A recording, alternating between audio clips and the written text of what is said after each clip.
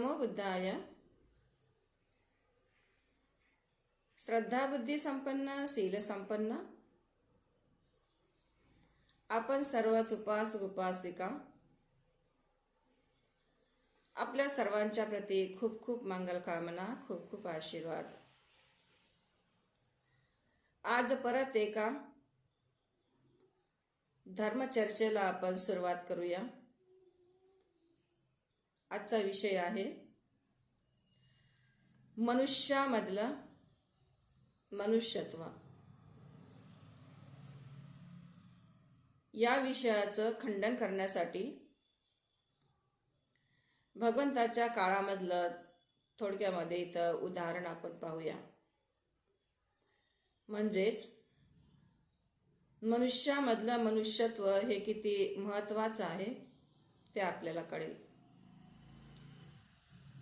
एकदा भगवान तथागताच्या संघामधले एक भिक्षू साधना करण्यासाठी एका वनामध्ये गेले. ते वन अतिशय सुंदर होतं, मनोरम्य असं वन होतं. या मनोरम्य वनामध्ये त्यांनी बराच काळ साधनेमध्ये घालविला. असंच एका साधनेमध्ये असताना त्यांच्या मनामध्ये एक विचार उत्पन्न झाला की या संसारामध्ये सर्वात श्रेष्ठ काय आहे.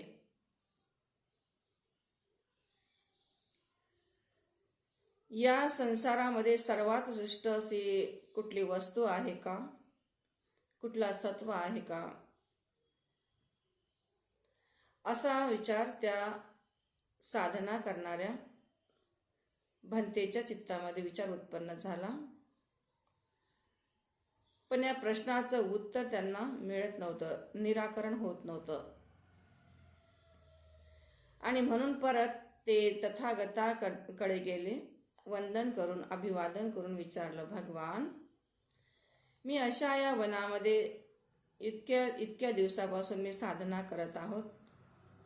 अशा प्रकारचा मला साधनेचा लाभही झाला. परंतु काही दिवसापूर्वी माझ्या मनामध्ये असा विचार उत्पन्न झाला की या संसारामध्ये सर्वात श्रेष्ठ काय आहे. पण याचं उत्तर मला मिळालं नाही. आणि ते उत्तर न मिळाल्यामुळं मी समोरची साधना करू शकलो नाही. भगवान जाणतात आणि म्हणूनच परत त्या भंतेला प्रतिप्रश्न करत विचारलं, आयुष्मान, तुला काय वाटतं की या संसारामध्ये सर्वात श्रेष्ठ असं काय आहे ते. तर त्या भंतेला ज्या पद्धतीनं असं वाटलं त्या पद्धतीने त्यांनी उत्तर दिलं. ते भंते म्हणाले, भगवान, मला असं वाटतं की या संसारामध्ये ही धरती खूप श्रेष्ठ आहे. भगवान परत विचारतात, धरती श्रेष्ठ का वाटते. तर ते भंते म्हणाले, कारण भगवान ही धरती सर्वांना आधार देते. मनुष्य मात्रासहित, प्राणी मात्रासहित सर्वांना आधार देते. आणि हा आधार देत असताना ती कुठलाही भेदभाव करत नाही. आणि भेदभाव न करत असल्यामुळं मला असं वाटतं की धरती या संसारामध्ये खूप श्रेष्ठ आहे. भगवान परत विचारतात की हे आयुष्मान, धरतीपेक्षाही या संसारामध्ये आणखी तुला का श्रेष्ठ वाटतं. परत ते भंते म्हणतात, भगवान, मला या जगामध्ये पाणी सुद्धा श्रेष्ठ वाटतं. आयुष्मान, तुला पाणी हे श्रेष्ठ का बरं वाटतं. परत ते भंते म्हणतात, भगवान, कारण पाणी हे प्रत्येक प्राणी मात्राची तहान भागवित असताना कुठलाही भेदभाव करत नाही. ते भेदभाव करत नसल्यामुळे मला पाणीही या संसारामध्ये श्रेष्ठ वाटते. अशा प्रकारे एकामागून एक भगवंतांनी त्या भंतेला प्रश्न विचारले. ज्या पद्धतीनं त्या प्रश्नाची उत्तरं त्या भंतेला देता आली त्यांनी ती दिली. जेव्हा मग सर्वात शेवटच्या संवादामध्ये या भगवान म्हणतात, हे आयुष्मान, हे बाह्यात्मक गोष्टी जगण्यासाठी नक्कीच श्रेष्ठ आहेत. धरतीही श्रेष्ठ आहे, पाणीही श्रेष्ठ आहे, हवाही तेवढीच महत्त्वाची श्रेष्ठ आहे. अशा प्रकारे जगण्यासाठी, जीवन व्यापनासाठी हे बाह्यात्मक सर्वच बाबी अतिशय महत्त्वपूर्ण आहे, श्रेष्ठ आहे. परंतु हे आयुष्मान, या जगामध्ये सर्वात श्रेष्ठ जर कोणी जर असेल तर भगवान म्हणतात, मनुष्यामधलं मनुष्यत्व श्रेष्ठ आहे. भगवान म्हणतात की या संसारामध्ये सर्वात श्रेष्ठ जर कुठली काही गोष्ट जर असेल तर ते म्हणजे मनुष्यामधलं मनुष्यत्व श्रेष्ठ आहे. ते कसं श्रेष्ठ आहे हे समजावून सांगत असताना भगवान म्हणतात, हे आयुष्मान, या संसारामध्ये जेव्हा जेव्हा मनुष्याला आपल्यामधलं मनुष्यत्व चांगल्या प्रकारे कळतं, मनुष्यत्वाची गुणधर्म कळतात, तर ते मनुष्यत्व या संसारातील प्रत्येक व्यक्तीसाठी, प्रत्येक सत्वासाठी एक आदर्श ठरतो, एक प्रेरणा ठरते. आणि म्हणून या संसारामध्ये सर्वात श्रेष्ठ जर असेल तर ते म्हणजे मनुष्यामधलं श्रेष्ठ आहे. आणि मनुष्यामधलं मनुष्यत्व श्रेष्ठ प्राप्त करण्यासाठी हे आयुष्मान, म्हणूनच मनुष्य रात्रंदिवस धर्माच्या या माध्यमातून स्वतःचं चित्त निर्मळ करतो, पवित्र करतो.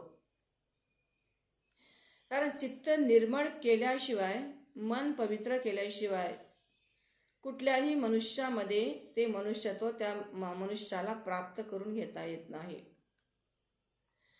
जर मनुष्याने आपल्या चित्ताला निर्मळ केलं तरच मनुष्याला आपल्यामध्ये ते मनुष्यत्व प्राप्त करता येतं.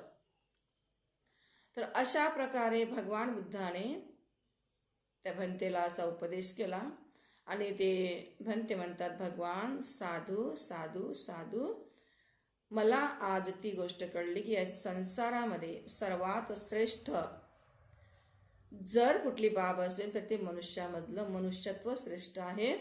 आणि मनुष्यत्व जर मनुष्याला प्राप्त करता जर आलं तर या संसारामध्ये प्रत्येक व्यक्ती मानसिक सुखाचा अनुभव तर घेऊ शकतो, परंतु प्रत्येक व्यक्तीचं जीवन हे सुखाने आणि शांतीने तो व्यक्ती जगू शकतो आणि सर्वांसाठी तो एक प्रकारे प्रेरणा सुद्धा ठरू शकतो.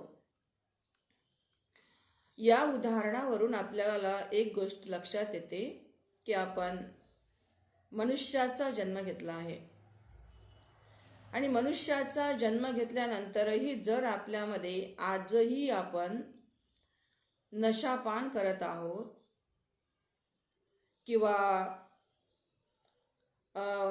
अनेक दुर्गुणाच्या आहारी जात आहोत किंवा मनुष्यामधलं जे अस्तित्व आहे ते जर आजही आपल्याला कळत नसेल या धर्माच्या माध्यमातून, तर मनुष्याचा जन्म घेऊनही, मनुष्याचा जन्म मिळूनही आपल्याला काही एक फायदा होणार नाही.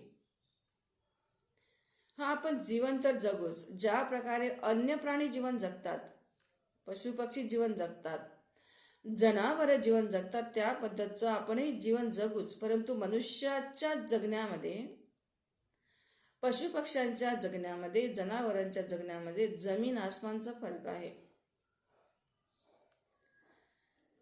म्हणून प्रत्येक व्यक्तीने जीवन जगत असताना हा विचार नक्की करायला पाहिजे की मी एक मनुष्य म्हणून जन्मास आलो आहे. मनुष्य म्हणून जन्मास आलो आहे तर एक मनुष्यत्व मला माझ्या आयुष्यामध्ये, जगण्यामध्ये, जीवनामध्ये ते जर प्राप्त करून घेता आलं नाही तर माझा मनुष्याचा जन्म असाच व्यर्थ जाईल. आणि माझा जर असा मनुष्याचा जन्म व्यर्थ जर गेला तर मी माझ्या परिवारासाठी ना कोणासाठी ना स्वतःसाठी सुद्धा कुठल्याही कामाचा राहणार नाही. कारण वेळ थांबत नाही, काळ थांबत नाही, उगवणारा दिवस उगवतो, निघून जातो. अशा प्रकारे आयुष्याची वर्ष, आयुष्याची महिने, आयुष्यातील दिवस भराभर निघून जातात आणि निघून गेलेले दिवस, निघून गेलेली वर्ष, निघून गेलेले महिने पुन्हा कधीही परत येत नाहीत. वेळ कधीही परत येत नाही आणि पाहता पाहता आपलं आयुष्य कधी संपून जाईल, कधी मरणाच्या द्वारे आपण उभं राहू याची काही एक गॅरंटी नाही. म्हणून जीवन जगत असताना सुंदर मनुष्याचा जन्म आपल्याला मिळालेला आहे. या मनुष्याचा जन्म साकार करण्यासाठी भगवान बुद्धाने सांगितलेलं मनुष्यत्व शील समाधी प्रज्ञेच्या आधारावर आपल्याला ते प्राप्त करून घेता आलं पाहिजे. त्यामुळे स्वतःचाही उद्धार होऊ शकतो, परिवाराचाही उद्धार आपण करू शकतो आणि इतरांसाठी सुद्धा एक आपण आदर्शाचं उदाहरण बनू शकतो. खा प्या आणि मजा करा हा जीवनाचा जो एक भाग आहे, या भागाला भगवान बुद्धांनी स्वतः नाकारलं, ज्याला अंत असं म्हटलं जातं. दुसऱ्याही भागाला भगवान बुद्धांनी नाकारलं की शरीराला केवळ आणि केवळ क्लेश आणि क्लेशच द्या, त्रासच द्या. या सुद्धा अंताला, या सुद्धा भागाला भगवान बुद्धांनी नाकारलं. भगवान बुद्ध म्हणतात खा प्या मजा करा, हा एक पहिला अंत आणि दुसरा जो अंत आहे केवळ शरीराला त्रासच द्या, हे दोन्हीही प्रकारचे अंत मनुष्याचं नेहमी नुकसान करते. मनुष्यामध्ये कधीही ती मनुष्याला मनुष्यत्व प्राप्त घेऊ देत नाही. जर मनुष्याने या दोन अंताला सोडून मध्यम मार्गावर स्वतःला स्थित केलं तरच मनुष्य आपल्यामध्ये ते उच्चतम दर्जाचं मनुष्यत्व प्राप्त करू शकतो. आणि जर ते त्याला शक्य जर झालं तर तो स्वतःच्या जीवनाचा उद्धार, परिवाराचा उद्धार आणि समाजासाठी समाजाचा एक प्रकार तो उद्धारक बनू शकतो. म्हणून जीवन आणि मृत्यूचे हे जे संसरण आहे हे समजून घेणं शब्दामध्ये जेवढं आपण बोलतो ते तेवढं सोपं नाही आहे. प्रॅक्टिकलमध्ये याला उतरविणं, याला धारण करणं हे तितकंच कठीण पण आहे. जर प्रयत्न जर केला तर तितकं कठीण पण नाही, ते सोपंही आपल्याला पडू शकतं, सोपंही जाऊ शकतं जर आपण आपले प्रयत्न निरंतर असतील तर. म्हणून अनंत पुण्यकर्माच्या प्रत्ययाने आपल्याला मनुष्याचा जन्म मिळाला. या अनंत पुण्यकर्माच्या प्रत्ययाने हा मिळालेला मनुष्याचा जन्म व्यसनाच्या आहारी जाऊन, दुर्गुणाच्या आहारी जाऊन, विनाकारांच्या उचापती करून जर आपण ते व्यर्थ गमावला तर आपल्यामध्ये आणि इतर जनावरांमध्ये, पशुपक्ष्यामध्ये कुठल्याही प्रकारचा फरक राहणार नाही. आणि भगवान बुद्धाने जे म्हटलेलं आहे की मनुष्याचं हे जीवन खूपच दुर्बल आहे, महान आहे, कारण मनुष्यामध्ये विवेक आहे. मनुष्यामध्ये अनेक अशी सद्गुण आहे की ज्या सद्गुणाच्या माध्यमातून मनुष्य हा मनुष्यामध्ये सुंदर प्रकारचं एक प्रकारे मनुष्यत्व प्राप्त करून घेऊ शकतो. आणि म्हणून आपण आपल्या मधल्या विवेकाला जागृत केलं पाहिजे. व्यसनाच्या आहारी जर आपण गेलेला आहोत तर व्यसन आपण लगेच सोडलं पाहिजे, कारण व्यसनाने कधीही कोणाचं लाभ झालेलं नाही, कधी कोणाचं बरं झालं नाही. घरातला एक व्यक्ती व्यसन करतो, दुर्गुणाच्या आहारी जातो, म्हणजे त्या परिवाराला खूप काही सोसावं लागतं. आणि म्हणून मनुष्यामधलं मनुष्यत्व आपल्याला कळून घेऊन ते आपण व्यसनाला सोडून, व्यसनाच्या दूर राहून स्वतःचा उद्धार, परिवाराचा उद्धार करण्यासाठी निरंतर आपण प्रयत्न केले पाहिजे. तर अशा प्रकारे हे मनुष्याचं जीवन दुर्लभ आहे, ते मी आपल्याला मिळालेलं आहे. मनुष्यामधलं मनुष्यत्व प्राप्त करण्यासाठी नितांतपणे या धर्माचं आपण पालन केलेलं आहे, करायचं आहे, की जो धर्म खूप महान आहे. हा धर्म महान आहे म्हणूनच डॉक्टर बाबासाहेब आंबेडकरांनी हा धर्म आपल्याला दिलेला आहे.